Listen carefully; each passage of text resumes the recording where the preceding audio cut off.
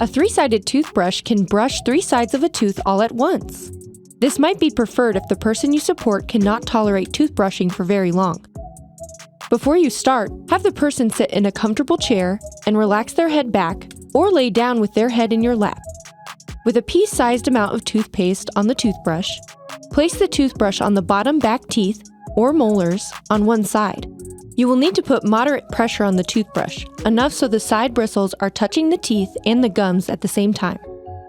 Keeping steady pressure on the toothbrush, gently brush back and forth on 2 or 3 teeth at a time.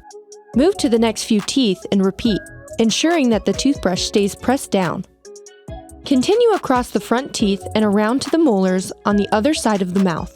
Repeat this process on the upper teeth, making sure to put moderate pressure upwards. The top and bottom brushing should take at least 30 seconds, for a total of at least 1 minute of brushing.